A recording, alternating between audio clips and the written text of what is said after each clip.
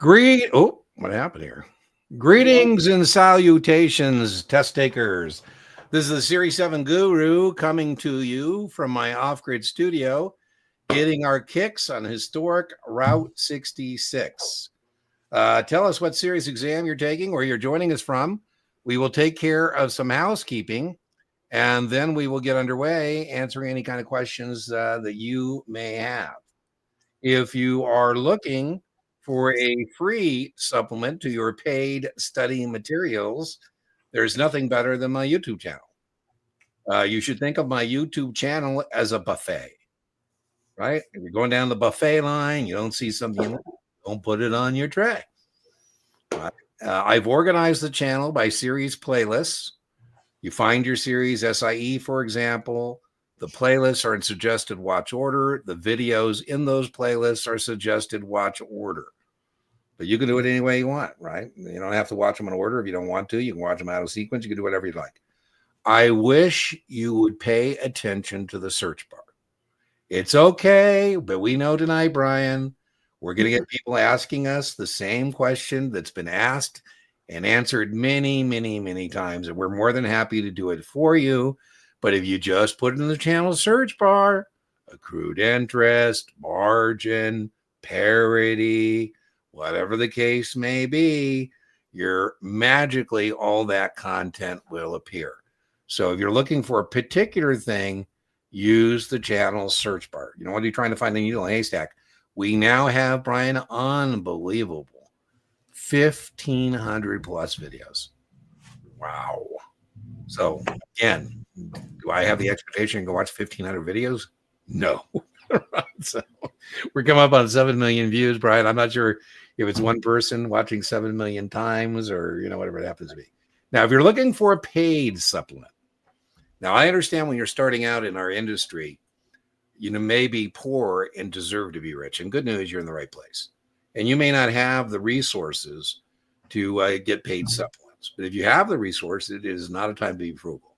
I think the best paid supplements to your primary study materials is Brian's Test Geek. He is a master of distillation. And he is disciplined. Oh, my God. I try and tease him into talking about things that are not on the test. And, you know, he refuses to do it. So if you're looking for distillation, a bridge, Brian's, I think, the best out there. He's been kind enough to give our viewers a 20% discount on his content. And then if you don't have a Kaplan QBank already, it's best in class. We get a 15% discount on that. My Guru 15 discount code works on all Kaplan products. But a QBank, until we get Brian to write a QBank, and he's not going to, but QBank at Kaplan with Test Geek, all in, you're about $150, $60. I think it's definitely a great investment. Everything on my YouTube channel is free. And as much as YouTube wants me to sell channel memberships, they're on me all the time to sell channel memberships and sell coffee cups and T-shirts and, you know, caps. I'm just not into it. It's all free. Now, on my booking page, there's only a couple things that are free. So if you go to deantenneytutoring.setmore.com, if you win, for example, the drawing tonight, you win a coaching call. And to get that coaching call, you would go to deantenneytutoring.setmore.com on the class tab, and it'll have there the weekly coaching call for winners, and you register there. We also do a Q&A jam session. That's free. And we have paid office hours. The office hours are free, but only for paid students, whether the Kaplan students. Right now, I'm teaching a collaborative Guru Exam Prep Kaplan class. Woo! Great class. If you're joining us, thanks so much for joining us on the live stream. They too qualify for that free paid office hour. We have social communities. You're not alone. You are not alone. We have a Facebook community called Baby Brokers Doing Hat Tricks. Baby Brokers is a term of endearment for rookies in the securities industry. Hat trick is 3 successes in a limited time frame. Brian, that community is already up to 1,000 people, all active. So we don't have any dead. There are other Facebook groups that have several thousand people, but a lot of them have tested or died over the last 20 years. Ours are active. We also have active Reddit communities. We have a subreddit for Series 6. We have a subreddit for SIE and 7, or Series 7. We have a subreddit for all the NASA exams, 63, 65, 66. And we have a Reddit for 9s, 10s, 24s, 79s, 4s, 9s, you know, whatever. All right. Let's see what we got going on in the comments and see if we can now help anybody with some content. Oh my goodness! Wow. Let's get some people past this thing. Yeah, let me get rid of the this banner. Boom. Let's get rid of that, and let's get going on helping people. Dean, can I use Kaplan as my only vendor and pass the SIE? The answer is yes. I have STC and TestGeek, but I'm finally understanding my Kaplan QBank now is at 64%. I know I have a way to go. My exam is the end of May. Listen, no worries. I don't see any red flags here. You know, you got to make sure that you're not holding yourself too accountable too early in the process. And so I think it sounds like you're matriculating down the field into scoring position, right? So 64 is great. I don't see any red flags there. I have Series 7 tomorrow. Well, Nick, what are you doing here? You know, the most important things for you to do tonight, Nick, is to get a good night's rest. You want your reading skills to be in top form tomorrow. The most important thing tonight is to be confident in the execution of your study plan. Be confident in yourself. And most importantly, Nick, be confident in your answers tomorrow. Yeah, my 1 hour video, your Series 7 in 60 minutes, is designed for the night before and or the morning of. So yes, I would watch that because you're not going to learn anything tonight.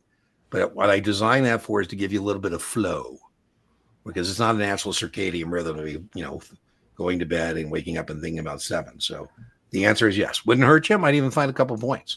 I would suggest, Nick, for motivation too, check out all the comments in that video. My God, that video has contributed to many, many, many test victories, and a lot of victorious test takers come back and comment. And so, you know, we want you to be motivated tomorrow, right? Lady Brill in the house. Woo-hoo. Oh my goodness! A blast from the past. Right on. Hey, girl. Welcome back. We always love victorious test takers circling back to you know, give people a morale boost if they need it. Can I post a link to a breakdown of understanding risks? Well, risk go with the product, right? So understanding risk. I do have, Jason, what I will link to in the video description and a pinned comment is a suitability playlist I have, assuming you're taking the Series 7. I have, I think, 4 or 5 videos in there. I have a suitability practice test that I wrote that I think is excellent, no surprise. I have Nopman gave me permission to put on there their suitability test that I did with a test taker, shared screen, a practice test. I have a Kaplan suitability exercise where we go through, I got 2 versions, me and a student doing it together. So I will link to that. I think when people are asking about risk, they're asking about a big part of the test, which is investment vehicles. And what I would want you to do is know which risks go with which investments. What I mean by that is, you know, that, for example, interest rate risk is associated with fixed income investment vehicles. You know, inflation risk is associated with those. Liquidity risk, partnerships, right? So that's what I think you need to do. I think a lot of people try and do risks separate from the product knowledge. And what I want you to emphasize is product knowledge.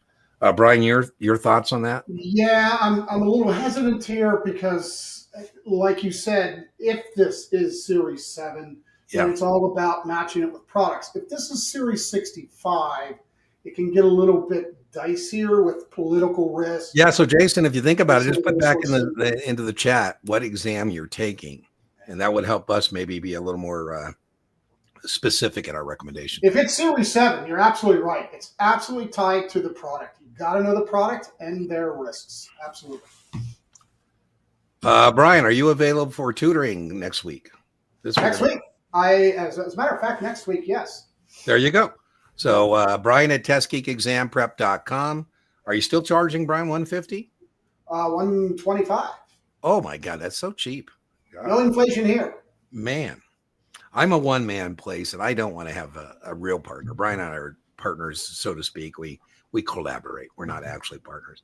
But boy, when Brian tells me he's at $125, I feel like saying, hey, well, let me pimp you out, man. Let me put you on my page for $200, and I'll get an override at $75.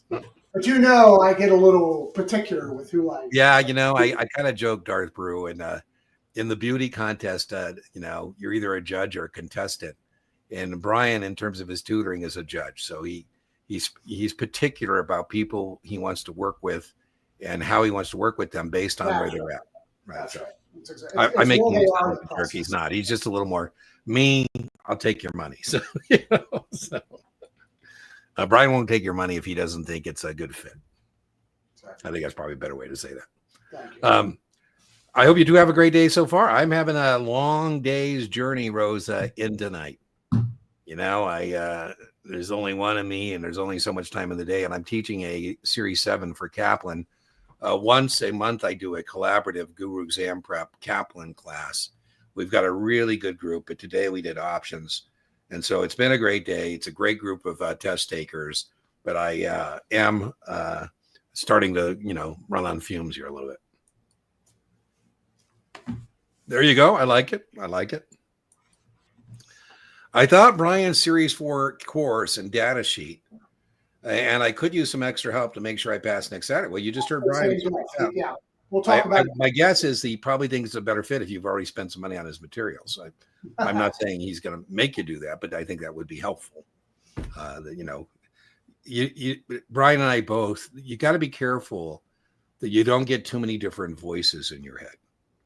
And, we were joking about Brian and I collaborating. And so we are simpatico in a lot of ways. And we don't think whether you book Brian or book Dean that we're going to cause you to go backwards. But there are people who do things entirely different.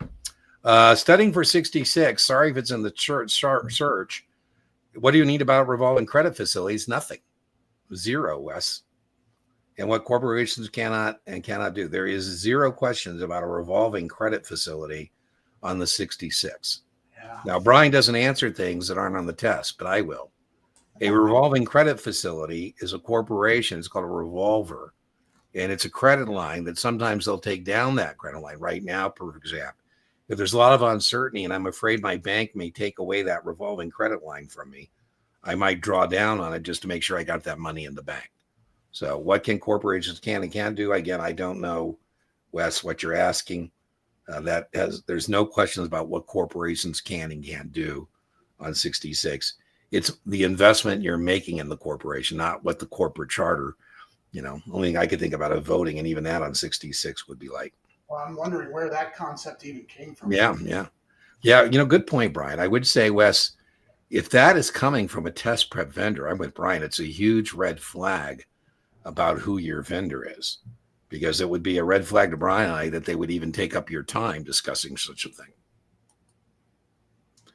For employee stock exam options, there's 2 taxable events at exercise and 1 on the sale of securities. Well, Trevor, it sounds like you're telling me something. That's not what we're here to do.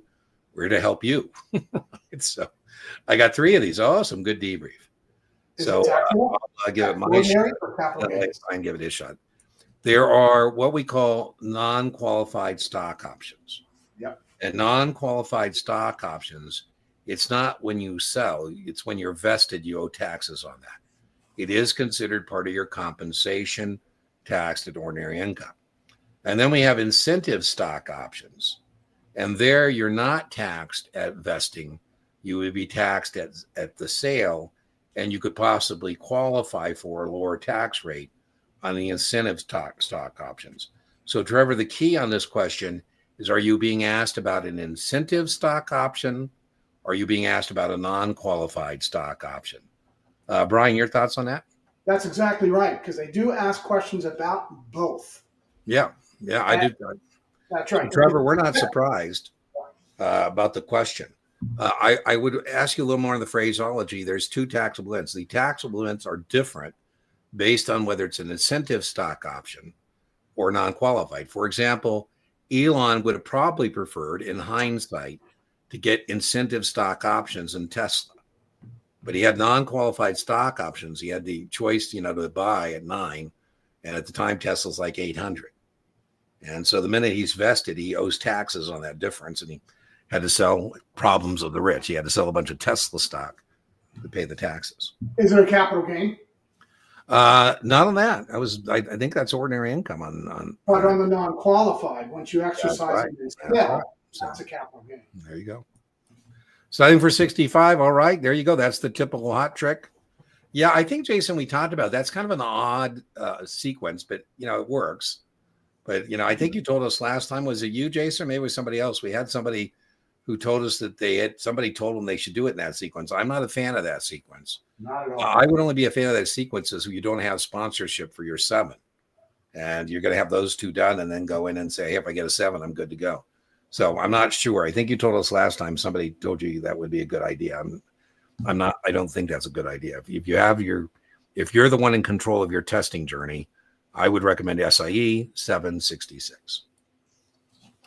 A registered rep leaves a BD, has a marketing material that was approved by the previous BD. I would just tell you, Michael, who cares?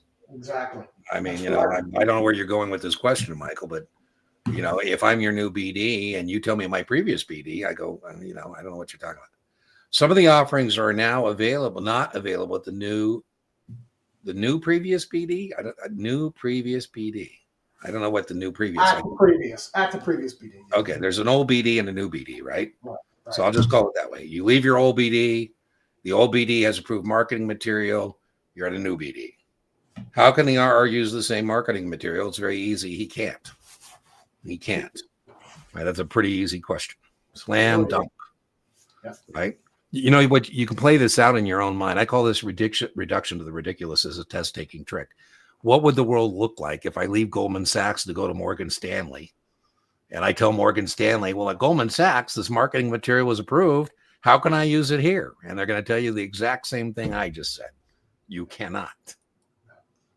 Practice exam was on STC. Well, there you go. STC is doing you a disservice, Wes, if they're talking about revolving credit facilities on a NASA exam. Failed the 65 2 weeks ago. Struggling to find motivation to start studying. Any tips for getting back on the horse? Yeah, I would tell you, do give yourself permission, give yourself grace to refresh and reset. I think that's, to be expected. And then I'm not sure what the motivator would be. There are 2, I think, powerful motivators. And it sounds like, Lane, you're missing one of those motivators called fear. It doesn't sound like anybody's saying, if you don't get this done, you're out of here. The other good motivator, and here's what I would say, is greed in a good way. And what I mean is, think about all the things as an investment advisor rep you can do to help your clients and help yourself. And say, okay, do I want to, fold up shop based on having missed my mark 2 weeks ago? No. So that's how I would get back on it. Ease back into it. Maybe you just tried to do some light reading first. Maybe watch a video, that's what I would say. Ease back into it. Or just give yourself, put a date in your calendar. Say, on this date, I'm reigniting my study effort, right? Brian, your thoughts? Lane, the first thing I got to tell you, I spend half my day talking people down off the ledge from people who just missed the Series 65. The Series 65 is a beast. It's awful. It's ugly. Everybody struggles with it. Just like Dean said, take a little time, week, 10 days, whatever. Then look at your score sheet. Find out the weakest areas on that on that score sheet. Get NASAA's content outline and look at those areas and take mental inventory. Which of these areas am I comfortable with? Which of them am I kind of comfortable with? And which ones don't I know at all? So you start with your weakest areas first. That's a good way to kind of inch back into it. Yeah. So there you go. Marcel, welcome. I always tell Mom, you never win. Ha, ha, ha. Yeah, you win all the time. A spinoff company happens. The holding company shares do not decrease. Yeah, let's talk about, Michael, a real example. Alphabet is a holding company, and it looks like as part of the settlement with the government, maybe they're going to spin off YouTube, for example. So if they spin off YouTube as an independent company, do the share count at Google change? The answer is no. The spinoff is basically tax-free. But it's tax-free till you sell, right? Because you're not getting money. Alphabet would simply say, for every X number of shares of Alphabet, here's 20 shares of YouTube, right? And so until you sell the YouTube shares, there would be no taxable event. Now, I think you're taking a principal exam. And so, I'm a little worried about this as a 24 question, because I don't think you're going to see anything about spinoff on a 24. A non-trading event. Well, yeah, it's a distribution. Again, I don't like the language, but yeah, it's a non-trading event because you're getting in my example, the YouTube stock directly from the holding company Alphabet. So yeah, you didn't get this in a secondary market if that's what you mean by a non-trading event. Now, when they spin it off, maybe when they do spin it off, there'll be a public marketplace for YouTube, right? Maybe now they're going to spin it off and there's just trading on NASDAQ or New York. The shares you got directly from Alphabet, and there's going to be a 6-month hold on them before you would be able to sell them in that public marketplace. Michael, I have 3 spinoffs sitting in my portfolio right now.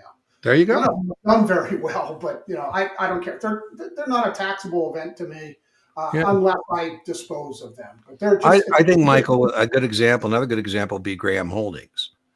Graham Holdings is a holding company, and they have a subsidiary called Kaplan.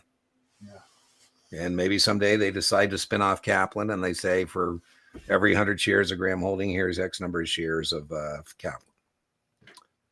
The spinoff company shares increase. Well, remember the spinoff didn't have any authorized shares or issued shares, so the spinoff company is going to have Michael, a corporate charter. Well, the share price may or may not stay the same. I mean, remember the holding company is trading in the secondary market, so it depends how the market reacts to the spinoff, right? Brian's point. Maybe the market says the holding company got rid of a sinking ship and it goes up, or maybe, oh my God, they got rid of the crown jewels and it goes down. So the share price of the holding company, Graham Holdings, Alphabet, Meta, whatever holding company you choose, that share price has nothing to do with it. The holding company will give you a cost basis on the spinoff shares you received. So Brian will get a tax document saying, Brian, here's the value of your cost basis on that spinoff. Dean from Illinois. Woo, Ivy, welcome. Luis, hi guys. Got my SIE 6 and 63. Woohoo. Ask not for whom the bell tolls. The bell tolls for thee. And health insurance. Well, we're a securities channel, but that's okay. That's a testing victory too. I'm able to file U5 I don't think you necessarily. U5 would disassociate you, Luis, from your broker dealer. Why would he do that? Yeah, I don't know why you would do that. I would just ask your employer to let you take the 65. But the question, I guess, I'll answer what I think you're asking. Do you need sponsorship to take the 65? The answer is no. Now, I don't think that means you should disassociate from your broker dealer to do so, right? Hi, guys. I'm taking my 7 in 1 week. Scored a 76. Looks good. How should I navigate the last week of studying? So, Joy, what I would tell you, and I'll give Brian a shot on this. What I would tell you is I just want, as your accountability partner, a corporate trainer, say, Joy, how many more marks are we going to see in the following week? No more than 1 mark a day. You say, Dean, I think I'll do 3 more marks. I go, great. Let's get our last mark because we want to know if there's any remediation. Do we have any areas that need to be revisited? I think 76 is great. If I were your corporate trainer, I have no issue with a 76 a week out. And I might say, if you had Brian's supplement, I'd say, hey, why don't you put that test geek practice final away? And let's do that, day before the actual test, just get that final mark. So here, what I would be doing is remediation primarily, just, remediating areas I can add some extra points to. I don't think you need to, try and learn a whole bunch of new stuff. You just got to work on fine tuning what you know and, doing remediation. So that's what I would say. For all intents and purposes now, you're in the last stage of your study, the execution of your study plan, 4th quarter, 9th inning, whatever you want to call it. Brian, your thoughts on that? Yeah, he's in great shape. I love where he's at. 76 with a week out to go. We typically will tell people for each practice final, remember, it's a mark. It's an inventory, right? You run the performance tracker, find the weak areas, remediate the weak areas the following day, the day after your practice final, right? Remediate those weak areas. And then the day after that, you take another inventory. So within a week, you're going to have 3 practice finals as well as remediation on all your weak areas. this, and you'll be ready to go. I love it. Love it. So, Tanya, if you're book tutoring with me, absolutely. Absolutely. If you book tutoring with me, the more specific you can be in your agenda with what you'd like to discuss, the more helpful I can be. Now, I wouldn't like to stress you out if you don't have QIDs or you don't have questions. I can certainly, pick areas that I think we should spend some time on. But yeah, email me the QIDs. A lot of times that's what we do in tutoring. And how wonderful, Brian, is it when we do tutoring sessions? I've been pretty blessed this last week. Almost all my tutoring sessions, I knew that people were prepared. Their performance in tutoring demonstrated they were dedicated, they were disciplined, they were organized. And I love it when the tutoring becomes just an insurance policy for them to confirm that they're on the right track. You know what, Tanya, I don't know from your test date, but I'll see you Friday. It's disconcerting to me, and I can't, lock up the system. But when somebody is able to book a tutoring session, I find out they're testing tomorrow. Brian, and then we find there is a problem and there's no time for remediation. So if you're looking for help, try and get it as early as possible. Now, Tanya, I a lot of times will tell people, let's reschedule your tutoring to closer to exam date. I don't like tutoring like people 4 months from a test date. No. I like to be tutoring maybe, 14 days out max. So a lot of times I'll say, when's your date? I don't have one. I said, well, let's call this an introductory session. It's free. It's on me. And let's rebook this to a date and time that's closer. Brian, we've been getting a question about Medicare quite a bit. Did you have something you wanted to add to that? Well, I wish I could, but I've been hearing this as well. The acronym IRMA. It's about an income, based on your income determines how much you have to pay for Medicare B and C. That's all I know about it at this point in time. I looked it up too and talked to some of the seniors I know, and exactly that. Yeah. They were saying that the premium payment you're making is means tested. By the way, then I looked that up, and it wasn't, I guess I'm blessed. It wasn't a big number to me, Brian, about the difference. I mean, I'm not in charge of Medicare, but I would say, really? Why don't we just, make it, one price? Might be easier for our seniors to figure out that way. But do you have a trick to remember how long we're supposed to keep customer information? Jason, the vast majority of brokerage firm records are 3 years. Very few brokerage firm records are lifetime or 6. So I have a memory aid for lifetime. The memory aid for lifetime is spam. Spam. So there's only 4 records that are lifetime. Spam stands for stock certificates. What we mean there is the ownership of the firm. Right? We have, if you saw Wolf of Wall Street, Jordan Belfort is a real guy, and his firm was called Stratton Oakmont. And we want to make sure that he doesn't try and get involved in another broker-dealer. So I say, who are the owners of this place? Right? That's what I mean stock. You say partnership. I go, okay, smart ass, where's your partnership agreement? That's the P. Edward D. Jones, I don't know why they dropped the D in Edward D. Jones, but I guess now they're going by Edward Jones. What they celebrate? I think recently their 125th anniversary. Wow, that's impressive. And that's a partnership. So 125 years, we want to know who the partners are of that broker-dealer. That's the P. Articles of incorporation. That's the A. Right? And then M is the minutes of the directors meeting. It's not good form, Jason, but if there was a fork in the road and you took the road less traveled, we'll find out in your minutes and we'll pass a rule. Maybe we'll name it after you, Jason. That's not good. For example, Jason, we have the Drexel rule. The Drexel rule is about withdrawals of equity capital from broker-dealers based on Drexel, Burnham, Lambert, and the minutes where they were sucking the capital out of the broker-dealer to the holding company. Okay, so 4, spam. I don't know if it's helpful, Jason. I think of 6-year records of items of original entry. Now, if I think you're cooking your books, you could fake these things, but it would be very difficult. And Brian, I had a FINRA examiner, and we both were agreeing how irritated we were that nobody caught Bernie Madoff. That's the All first they would thing. have to do is ask for these records, Jason. And it would have been apparent that he's faking all this stuff. The first thing that's a 6-year record is blotters. Blotters. That's the stocks coming in and out, the trades we've done. You can fake that if but it would take work. A general ledger.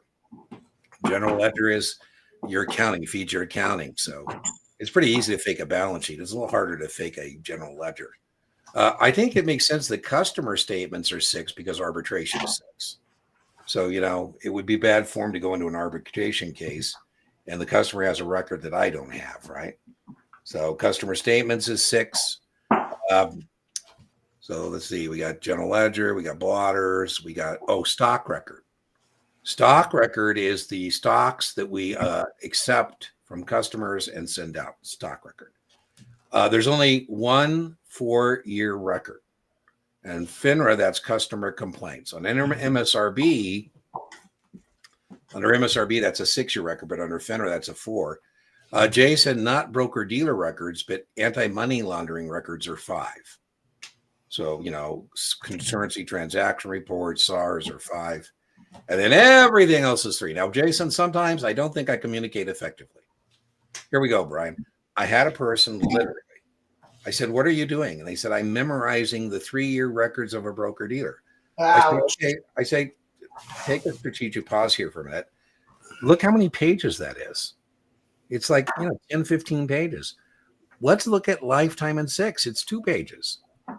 I don't memorize lifetime in 6. Everything else is 3. I just think life is easier. That's how I always have taught it. And speaking of which, most of that is Series 24. I'm with you. This can be Series 7. Yeah, Jason, Brian, and I, one of our rants, there's a couple of things you can get us to go on a rant on. One of the things that ticks me off is when test takers have issues with a seed that was planted by their test prep vendor and not something that was on the actual exam. We heard this earlier, like the revolving credit facility just drives me nuts. The other one, and now I sometimes say, Brian, this is more of a test prep vendor issue than a test issue, right? Because there's some that you can tell it's coming from the test prep vendor, like taxation and options. Oh my God, I've got 2 hours worth of content on that, but not because you're going to see it, just because the people will get past perfect or something and they get in the weeds on it. So I hope that was helpful, Jason. I kind of think, Brian, what we did there is, again, more appropriate to a 24 than it is to a 7, but those 3 years definitely could show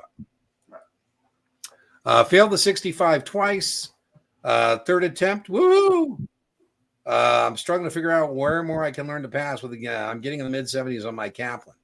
Well, Darth, I don't know. From previous chats, consider buying Brian's supplement. If you don't have the Test Geek paid supplement, I would highly consider investing in that. With the 20% discount, that comes in at about 100 something, Brian, 100 and I don't know, $5 or free with the discount. And what you get, Darth, is you get an entire video course of Brian. He comes through the entire exam. Every once in a while, Darth, people call and say, well, this goes in my videos from my test prep vendor, but Brian never talked about it. I go, well, that's a hint. It means not to worry about it, right? I mean, that's a good thing, right? So I would strongly recommend that as a paid supplement. And what I would probably suggest is watching Brian's videos start to finish just to see what's all on there. That would confirm. Sometimes I believe, Darth, we just were getting ready to go on a rant about test prep vendors. Maybe your test prep vendor is giving you too much stuff. And that could be the case. I mean, it might be you're just getting, you're drowning in all that stuff. So that would be my recommendation. Now, Brian, I know Brian's going to be comfortable recommending his own stuff. Do you have another recommendation besides, Brian, your supplement? The Kaplan Q Bank. I think those are the 2 best. There you go. So if you don't have a Kaplan Q Bank, you can buy that separately. Yeah, you can buy it a la carte. You don't have to buy the whole Darth, if we do something next week, make sure you bring your 2 previous score sheets from your 2. There you go, Darth. There you go. Bring your score we'll sheet. Look at that, and that's the first place we're going to start. There you go. 80s and 90s. Yeah, well, this STC, every once in a while, Darth, when people are getting 80s and 90s and they don't pass, we're concerned that they may not be understanding the concepts. They may be memorizing questions and answers. STC's Q Bank doesn't have the depth of Kaplan. Could you memorize Kaplan Q Bank and get a 90? You could. It'd be a lot more difficult. So that's just another confirmation of what Brian just said. Maybe consider Kaplan Q Bank. Brian, your experience with a high score like that and still missing the mark? I see it with a couple of vendors, actually, because typically those questions are far more definitional as opposed to applications. However, if you're scoring in the 90s, it means you're memorizing the questions, and it's time to get a new provider, like the QBank or something. I was telling Brian earlier, Darth, that Brian does not engage in social media to the extent that Dean does. I don't And like I feel like his social media defender, right? And there was a guy, Brian, and I don't think he realized this was actually a compliment. And what he had said was he found your test geek material to be simple. And Good. I don't think he meant it as a I get it. compliment. Yep. But I want to say, and the problem with that is, Owen missed the mark the first time on my 7 a week ago by a point. Oh, those scores are so exasperating. Getting back on the horse this week to slay the Series 7 Dragon. I like it. Thanks for the great content. Well, that's exactly the right attitude, right? You went in the cave to slay the dragon. Good news, Owen. You got a good look at that dragon. It's not like it was a drive-by. I joke, if you get below 60, that means you went in the cave and you got smoked and you didn't even see the dragon. You know, at least with that high 60, or 70, I guess you missed by 1 point, you got a good look. And Brian and I both think that's not knowledge deficit. We think that's some other variable, whether it's a face of death draw, changing answer, not having good test taking skills. So, but there should be no reason, all that to say, Owen, that we should be hopeful. There should be no reason that when you go into the cave the next time that you're going to slay the dragon, right? So most firms understand that as well, Owen. So I find that most firms, if you get a 60 plus, know that you put in the work for whatever reason you missed the mark, and they're willing to, send you back down there. Below 60 means you have a knowledge deficit. And when I was hiring and firing people, Brian, if you got below 60, I would not send you back down there. Right. I'd say, Brian, that's just knowledge deficit. That means you didn't power up on the information. And, 60 plus, I'll keep sending you back down there. Is it common for people to get their 7, 63, and 65? Well, the more common version nowadays would be 766 at a life insurance company and then transition. Yeah, I mean, you got to find a good fit. Some people don't find a good fit at the life insurance company. I joke, Dan, life insurance agents sell fear and stockbrokers sell greed. Life insurance agents say, Brian, wouldn't life be terrible if? Stockbrokers say, wow, Dan, man, wouldn't life be great if? I know lots of people have made both transitions, gone from life insurance to securities or securities to life insurance. So, yeah, it's very common, very common. You already come registered. I'd be careful. The only thing I'd be careful about is every firm has its own culture. And what I mean by that is, how many times, Brian, did you and I have to deal with people who tell us that they came to work for us and how they did it at their old place? And I'd say, well, listen, you may think we're clueless, but we've been doing this a long time. So just be careful in the interview that, you're not trying to enlighten Fidelity. Fidelity's been doing this for a long time. Don't take Chuck aside and tell him how you think Schwab should be working, right? Oh, Michael, 7. Okay. Well, a lot of questions sound like 24 questions. I like it. And I may have told you this before, Michael. I just love, as a Marine in me, I just love somebody who has a good bearing, sense of decorum. And I just love men who know how to tie a tie. That is a nice looking avatar picture there, profile picture. I like it. That would inspire my confidence that you can manage money. I used to tell my baby brokers, Brian, there's a couple things you can't fake. You can't fake a good tie, and you can't fake belt and shoes. So start there. If you're building your wardrobe, start with some nice shoes. I had a guy I was training one time, Michael, and I wasn't dressed as formally as he was, and he was kind of calling me out on it. And I said, well, listen, the less competent you are, the more formally you ought to be dressed. I don't need to worry about being formally dressed because, I'm competent. Failed the 70. May 2nd, last final 67, 71 unachievable. Any tips or advice? Motivators, fear. There you go. And definitely greed. I think that I'm more worried. So let me just start with what I'm most worried about. I am not worried about your knowledge deficit. Would I like higher practice test scores? I would. I'm more worried about your psyche and your confidence. And that's where the passing score. So if you, Chief, can stay the course and continue to work, even though you're getting negative feedback and we're not getting the mid 70s we'd like, I think between now and May 2nd, you would be in the mid 70s. And even if you're not, plenty of people, glass half full, half empty, more people pass with those scores than fail with those scores. So make sure you're staying on top of being motivated. I love it. The fear and the greed, stay motivated. As we say in the Marine Corps, stay frosty, right? Stay frosty. Brian, your thoughts on that? I'd like to know what test he's taken. But other than that, There you go. We have said this several times. When you get that close, probably isn't a knowledge deficit. You got to also pay attention, tune in to how you take the test. Don't overcomplicate it. Don't make up things that aren't in the test question. Take it at face value. What have they meant? They don't. Dean, there's something missing here. No, there's not. Michael told us he took a Series 7. So, Michael, I'm suspicious about that question, but, I think the question stands. Your question about, I thought your question is more along the lines of a 24 than a 7, but, we did answer. There you go. Thomas, I thank you so much. It is free. The content on the YouTube channel is free. And sometimes I tell people, you get what you pay for. And what'd you pay? Tutoring is $300 an hour with me. And so anytime you're getting free content, and a lot of people give me permission, only with permission, but they're tutoring sessions on the channel. And Thomas, I had a young man, and he told me that he doesn't like watching commercials on my YouTube channel. And I said, I don't like watching commercials either on YouTube. And so I pay $20 a month to make the YouTube commercials disappear.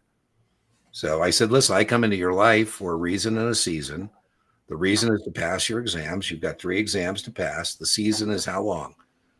Let's say 6 months. That's reasonable. So 6 months times 20, $120. You're saving all kinds of money because all the content is free instead of paying for tutoring. And some of that includes tutoring replays, practice tests, and $120. And he said, well, I guess I'll suffer. And I said, young man, if suffering in your life is that you have to watch commercials on YouTube, you are very, very blessed, because a lot of people, that isn't suffering. I call that, Thomas, a champagne problem. A champagne problem is a problem that isn't really a problem. It's more of a first world kind of a problem. So, my cute, there you go. There you go. Using STC for 7. Also been watching Brian's video. Helps a lot. Any tips or tricks for me? It'll be my 4th attempt. I will link Joss to a video I have. It's very popular, called Tips, Tricks, and Memory Aids for Series 7. I think it's coming up on 200,000 views or some crazy thing. So I will link to that in the video description for you. Now, Brian and I both agree, Josh, that we do take some heat, because I have peers, not Brian, who take exception to me teaching test-taking tricks. And I believe in them, because even if it's a placebo effect, and we can make you think you're a better test taker than you are, that's worth, I think, points. So in that video, I go over reduction to the ridiculous. I go over the Sesame Street trick. I go over, memory aid devices. And so I will link to that for you. So yeah, I do have tips, tricks, and memory aids. What I call it, I think I called it, isn't this how life goes, Josh? I had some fancy name for it, right? We were just talking about overthinking things. And God knows I overthink things. And I forget what my original title was. It was awful. And then this guy sent me an email. Hey, Dean, thanks for the tips, tricks, and memory aids. I go, oh, that's such a better title. That's the 63 last week. Woohoo! We had a great class. I've been very blessed on my Kaplan classes of late. I'm not sure how many more times I will do Kaplan classes. It's just, the time commitment. And it's, in my world, it's kind of more like ice cream money than meaningful money. I love the teaching and I love helping people. But both, we had a great Series 7 collaborative class collab last month and this month. I do it the first month of each quarter for Kaplan. So thanks for joining us. We had a great pass rate in that class. This cohort, we had 65 people registered. We're hovered about 45 people a day or so. And I wish the Kaplan would put a cap on my classes because a lot of those people are joining that class from social media. And I would prefer a class size of about 20, but we've been making a go of it. And I think that class was a great class. So thanks for joining us. Remember, you do have access to the free office hours for paid students. That applies to you as a Kaplan person. So if you're taking your 63, feel free to go to the class tab and sign up for the office hours, and maybe just be you, and we can talk about the 63. Failed with a 71 on Series 7 top off. Next attempt, May 2nd, last final. Yeah, we talked about it. We talked about it. Motivators fear. There we go. I think we answered that one. What's the best Q bag for the 63? I think Kaplan. I think Kaplan has the best Q bag for all FINRA and NASA exams, primarily because of two reasons: the number of performance opportunities, practice questions, and the performance tracker, which makes it easier for you to manipulate that, do custom quizzes, practice test simulations, identify areas for remediation. And I told you, I think it's a really, really, I think low investment, 50, 60 bucks. I think 63, maybe it'd be like 40 bucks. I don't know, Brian, should we tell them what are our least favorites? Nah. Okay. Let's not be haters. Let's be lovers. Okay. We'll fly high. Well, exactly. We'll fly high. I have the SIE. All right, cool. We'll see you in the jam session. Love it. Brian said that stands for something. What'd you say that stands for, Brian? It appears they are correcting my acronym. Thank you very much. Oh, okay. Like I said, last week was the first time I had heard this ever show up. Same here. Thank you. And then I had to look it up, and just like Dean did, and found out it was. What happens a lot of times is we hear something for the first time, and what Brian and I both think is that it's an experimental question. That's exactly right. And then, sometimes we never hear about it again, and then other times it starts popping up, and we go, "Oh, okay, that's definitely there." Oh, here we go. So here's confirmation. 2 Irma on his practice test. So Wes got 2 on his practice test. So maybe it's practice test where it's coming up. Maybe it's not the actual test. Yeah, that's the real test that's coming up. I know. Okay. What type of math questions? 0. Legends of Sleepy. None. Yeah, none. You shouldn't even see any in your textbook. I'm with that. None. I can't imagine you're going to tell me you got a math question on 63.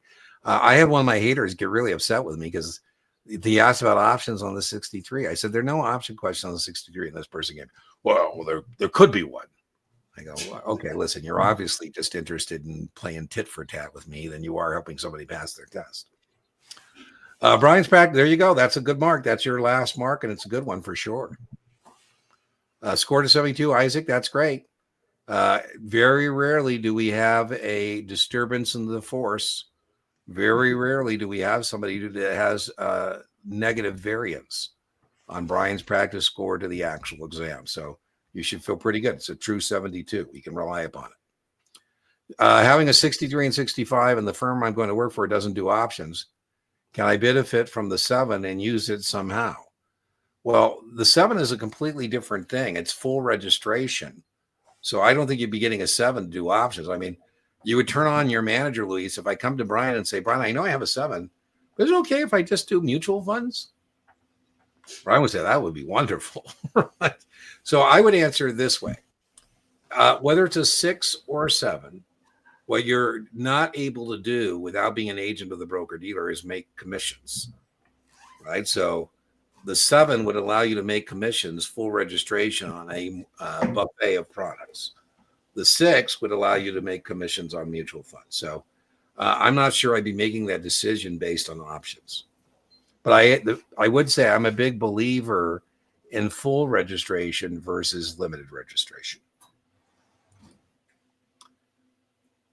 8179, think you're great, Walter. I don't rinse and repeat. There's nothing I think that Brian, I would add, except to say you're right where you need to be. You're in striking distance. And so now you just got to stick the landing, right? Order of liquidation. I had a guy who made up one, and I can't remember it. It's not that hard, though, Diesel. I'm not sure. It's just simple on the test. Secured debt, unsecured debt, preferred, common. From senior to junior, junior to senior, common, preferred, unsecured debt, secured debt. It's not about anything other than the investors in the corporation. What's up, Kevin? You hit my doorbell. I'm in my office. You need me to sign for something, or? Yeah, I'm doing a live stream. You got something you need me for?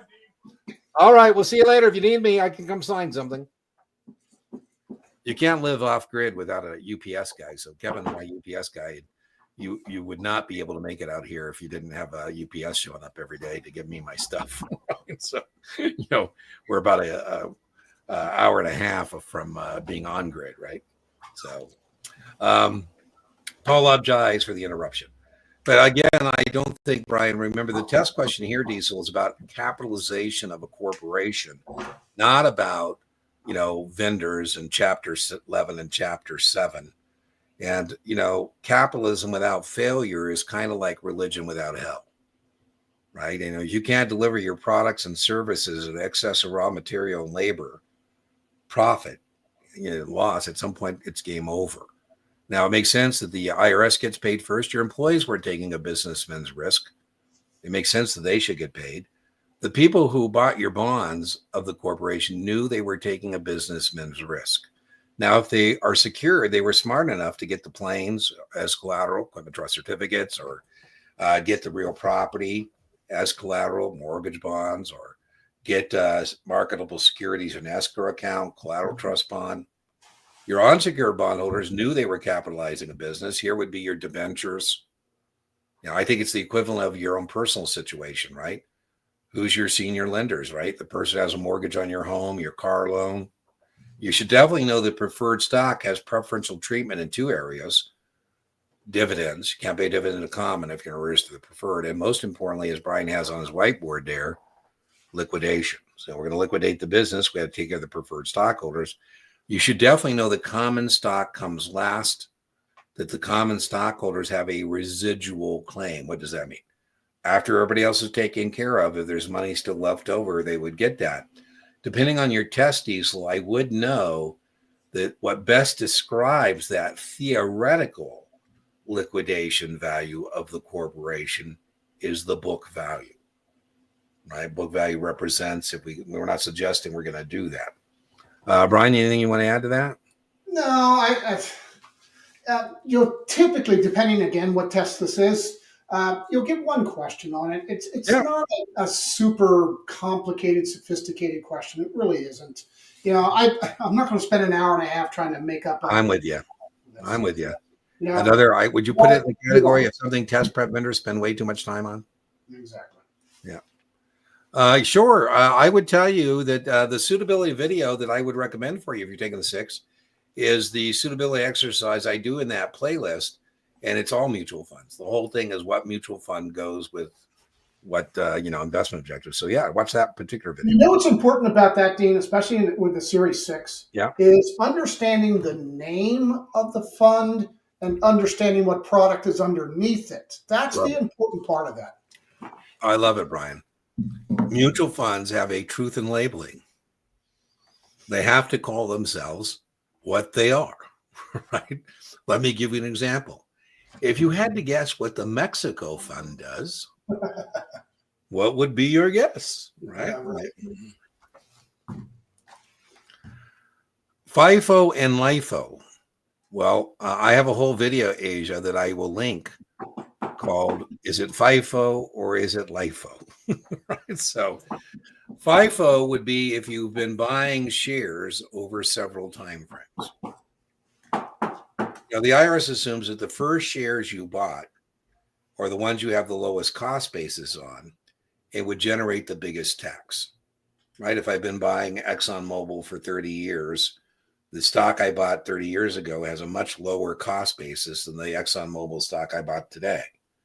And the IRS says, Dean, you can, if you're selling those ExxonMobil shares, use average cost. You could use share identification. I would prefer to use share identification because what I would identify is the shares I have the highest cost base on and would generate the lowest tax. Now, the IRS says if you haven't kept good records, they're going to impose FIFO. So that's FIFO. LIFO applies to a variable annuity.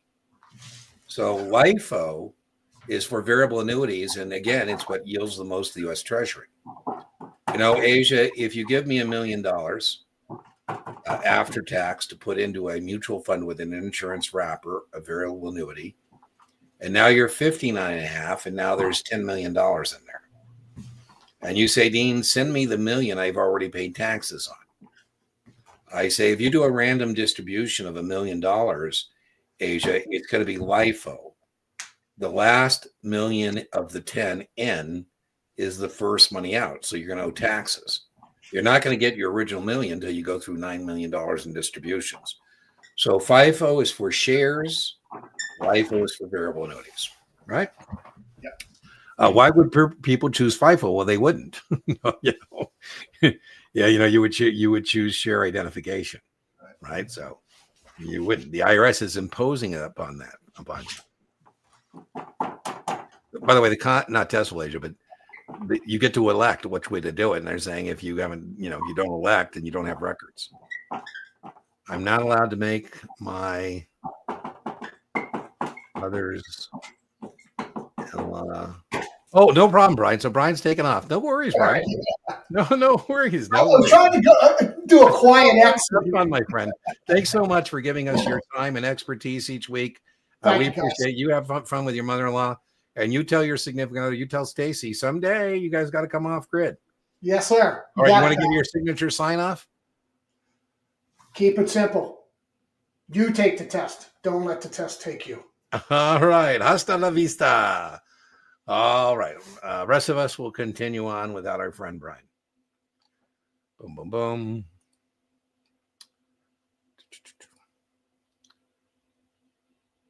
Well, Michael, if you're going to take the 24, take it as quick as your 7.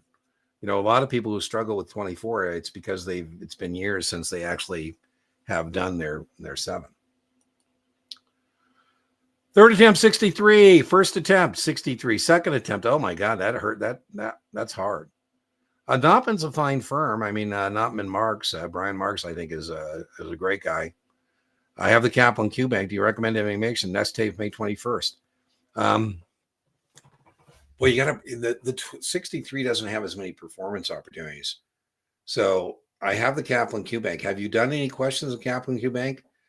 My goal would be, and this is different than other exams, I don't usually say exhaust the Q Bank.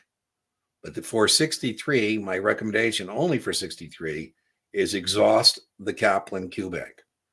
Make sure you do all those practice questions. The subject matter expert on 63 at Kaplan is a guy named Chuck Lowenstein, and he lives for NASA exams. So that would be my recommendation for you. All right. Woohoo! Kudos, investment advisor representative.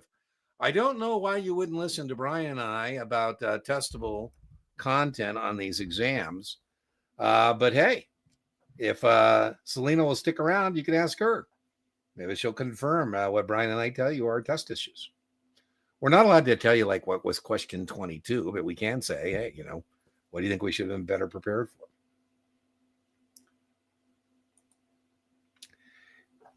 Well, first thing I would say, Maggie, is I don't call it laws and regs. So, NASA calls that laws and regs. Test prep vendors call that laws and regs. I call that law and registrations. Laws and registrations. So let's talk about registrations. How do we register a security? If not, why not? 2-3 questions. How do we register a broker dealer? If not, why not? 3-4 questions. How do we register agents of broker dealers? If not, Why not? 3 or 4 questions. Here's the meat on registrations. How do we register investment advisory firms and investment advisory reps? Ooh, 7 or 8 questions, 5 or 6 questions. So that's about half of the 66, and that's half of the half. All right, so the other half is laws. You're taking a legal test. And in that part, the big part of the laws is disclosure and unethical business practices. That's 25 performance opportunities. So when you're doing laws and regs, where I would focus is on disclosures. Sunlight is the best disinfectant, and unethical business practices, and then that registration part. I do think people get in the weeds on registering securities. My God, they spend way too much time on exempt securities, non-exempt securities, exempt transactions, and there's not a lot of payoff there. Not a lot of payoff. Let's see, did I answer the question? I think so. Yeah. Taking my 65 2 weeks first time. I'm around mid-70s on the Kaplan Q Bank. What's tripping up the most is the wording of the question. Any tips? Yeah, I always say 2 things I have for you. RTFQ, read the full question. And RTFA, the answer set. Read the full answer set. And again, Brian and I both think the 65, I think, is one of the hardest exams because sometimes it's hard to be able to figure out what you're even being asked. So, I would read it once just for context. And when I go to a play, I like to get what's called a playbill. The playbill has a cast of characters. They tell me who it is. I go, who's that guy? I go, hey, Iago. He's the villain guy.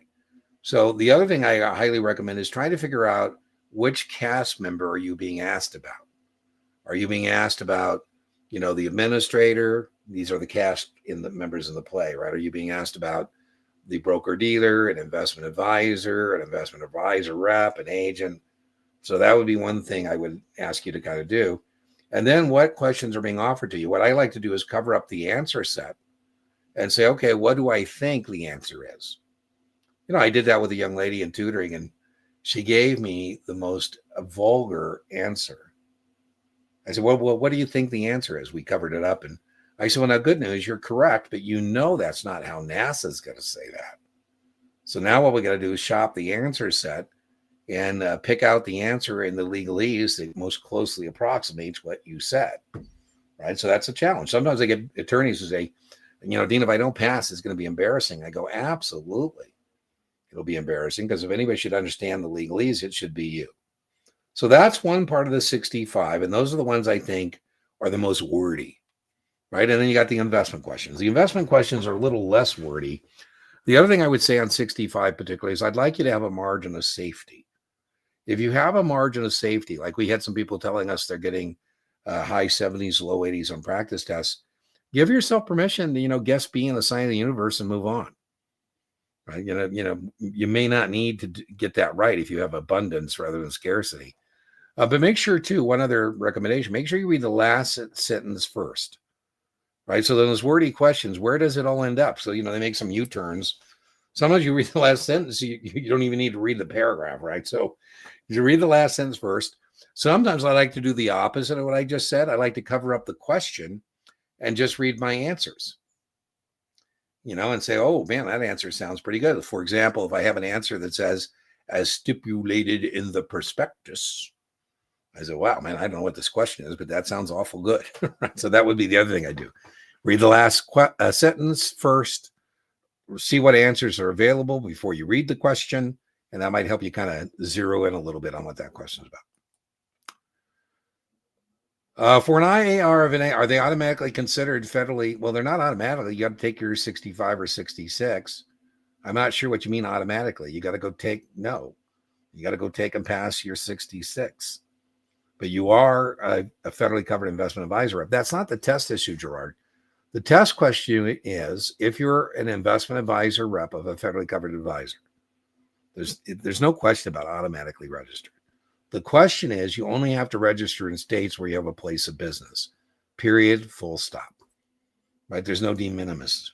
You could have 1,000 customers in state B And as long as you don't have an office, you don't need to be registered. The automatically registration thing, Gerard, is not for reps. It's for officers of the investment advisory firm who would be automatically registered. So I think we got a little bit of a mind meld going on there. Could you explain cum rights? Yeah, cum is Latin, Stephen, for with rights. Ex is Latin for without. So I can definitely explain that to you. One of the rights and privileges you have as a shareholder is a preemptive right. You have a right to maintain your proportionate ownership in the corporation. And so let's say that, Stephen, you buy 1,000 shares of an initial public offering, an IPO at 10. The company is raising $10 million, and they're going to turn their microbrewery into a macro brewery. And you say, Dean, sign me up. And I say, okay. And let's suppose that before they get the macro brewery online, they run out of money. They need more equity capital. Nobody's going to lend them any more money, so they need to raise some more equity financing. And so they want to sell some more stock. The most likely people to provide that additional financing, Stephen, are the existing owners. Not only are they the most likely people to provide the additional financing, they're already in the hot water with us, right? So we're going to go to our existing owners. So I call you and I say, hey, Stephen, you know that 1,000 shares we bought at 10? You say, Dean, you have a lot of guts to call and remind me about that. What's the stock at today? I said, the stock today is 5. He said, Mandy, a bottle of their beer is more than their stock price. I go, I'm with you, man. It's embarrassing. Listen, I think, Stephen, this could still have a happy ending. If we can raise this additional equity financing, you get the brewery online, I think it could all work out.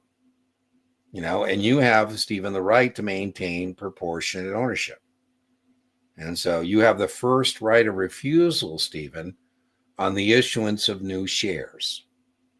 So you have 1,000 shares, you have 1,000 rights. As many shares as you have, that's how many rights you have. The mechanism for this is called a rights offering. So, Stephen, the company is conducting a rights offering. And you have an X number of rights needed to buy an additional share. You don't get to, buy more. You get to maintain your proportionate ownership. So I say, it takes 2 rights to get an additional share. Now, if we can get the existing of the issuer, can get the financing from the existing owners, Stephen, they won't have to hire an investment banker. And so they're going to pass that savings on to you. So rights, test question, at issuance are exercisable below the current market price. I told you the market price, Stephen, is 5. The subscription price is 4. So being able to buy the stock at 4 when it's at 5, that's worth $1. In theory, because in practice, something is only worth what it's willing, somebody else is willing to pay. It takes 2 rights to get an additional shares.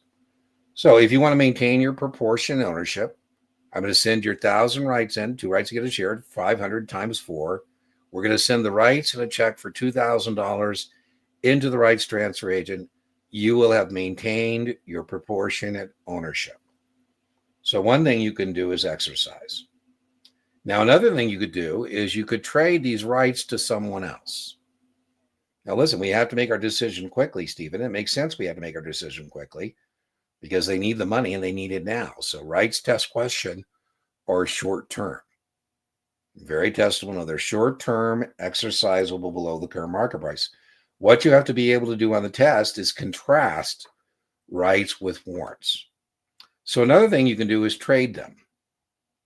So to participate in the rights offering would be cum. Cum is Latin for with, and that means you can't participate in the rights offering unless you're an existing shareholder. And it makes sense that they're going to be worth less if you have to buy the stock to participate. X means you can buy the rights and you don't have to own the stock to participate.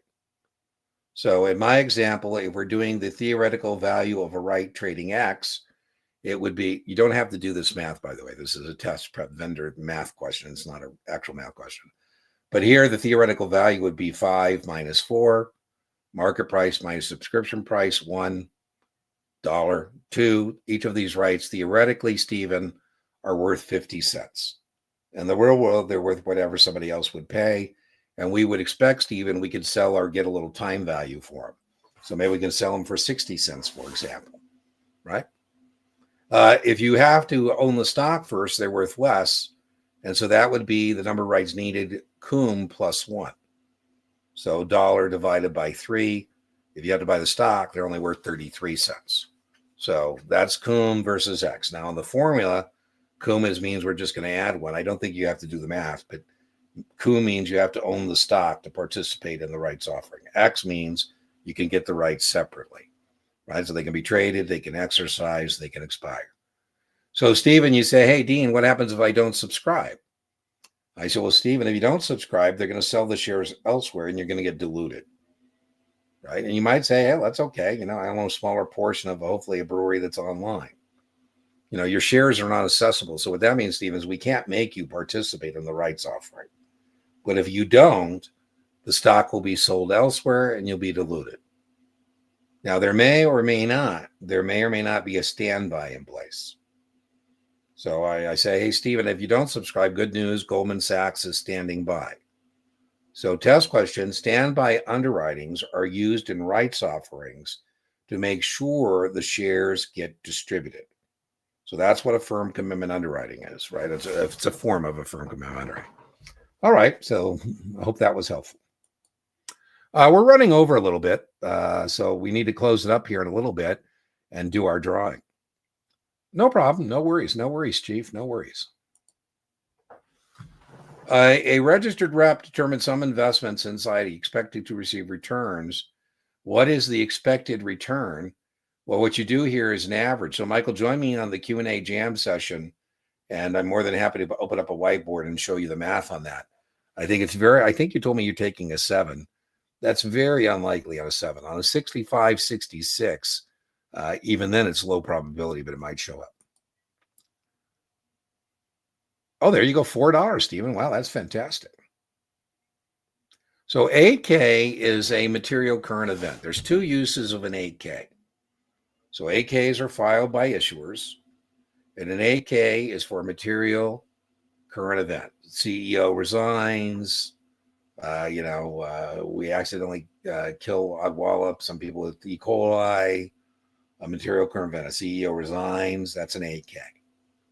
The other use of an 8K is for a violation of Reg FD. Reg FD says we're not allowed to make selective disclosures to shareholders, no whispering. Any disclosure we make to an institutional investor should also be disclosed to retail shareholders. And that's the other use of an 8K, is to fix an inadvertent violation of Reg FD. Isaac, I thought this was kind of fascinating. Elon got in trouble for this. He had said that, some Saudi prince was going to help him take Tesla private at $4.20 a share.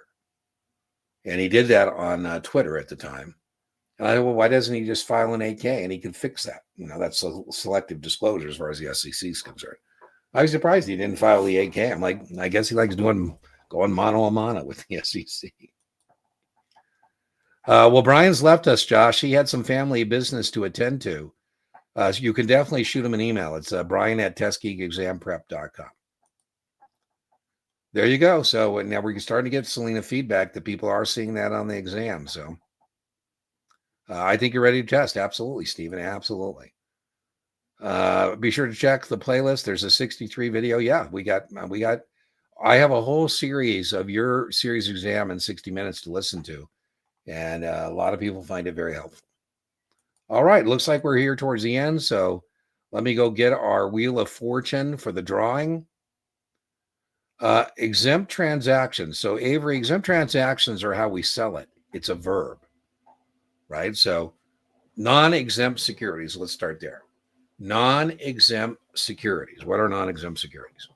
Non-exempt securities are corporate securities for test purposes, right? So corporate securities need to be registered through qualification or coordination. If not, it's because of an exempt transaction.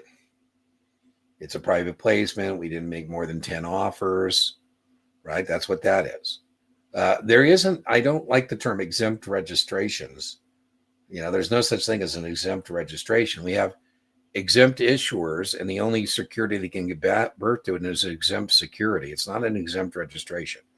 It's an exempt security, meaning it does not need, it's exempt from having to register through coordination or qualification, or maybe it's a federally covered security. And again, it would be exempt from having to make that. So, okay. Do most people know the answers to the experimental questions?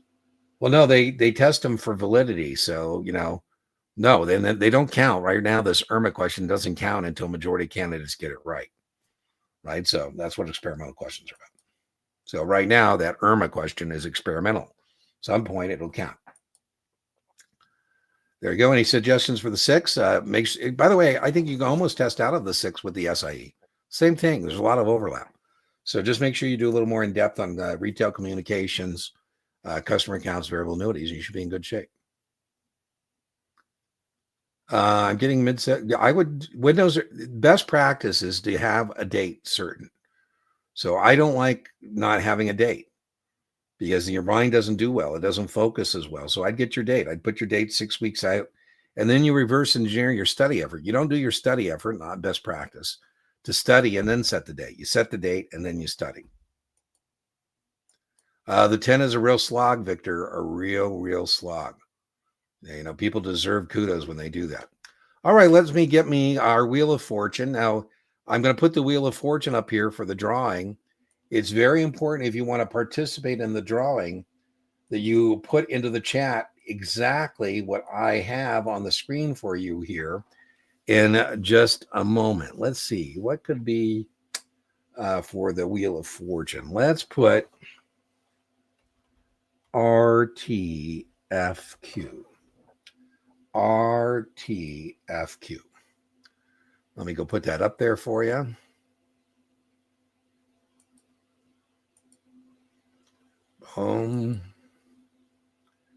If you would like to participate in a drawing for the coaching call, boom, there you go.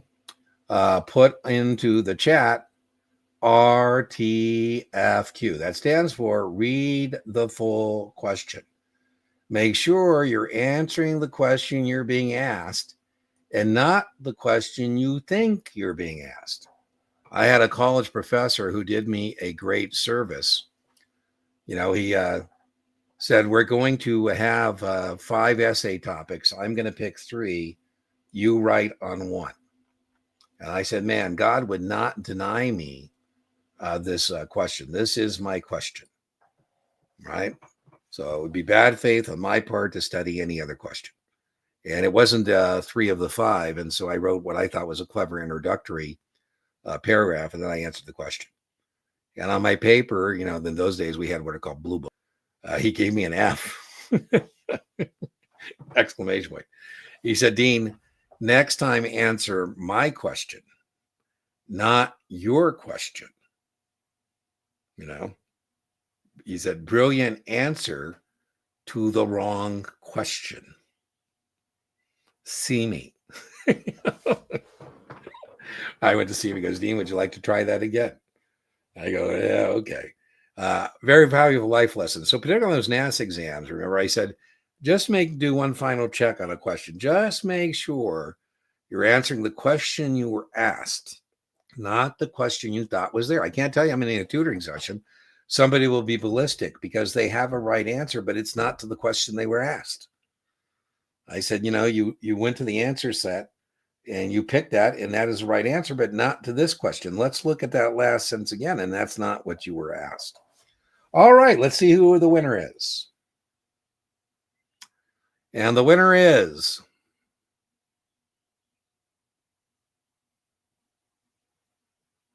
all right, Wes. Okay, so Wes, go to deantenneytutoring.setmore.com, go to the class page, and you will see there on the class tab, the tab to register for the coaching call for winners. Somebody who won last week said they didn't see it there. I haven't sent them an email. I can send you the link directly, but it's there. So, if for some reason you're struggling finding that or whatever, just let me know and I'll send you the link for a coaching call winners like yourself. All right. Any other questions before we call it a night? Well, remember, inch by inch, your exam is a cinch. Yard by yard, your exam is hard. And I will see you next week, Tuesday, same bad time, same bad channel, for our Tuesday night ritual live stream Q&A. Ask the Series 7 Guru. If you miss us, you can watch this as a podcast on Spotify, and it's also in the YouTube playlist. All right, everybody. See you next Tuesday. Bye-bye.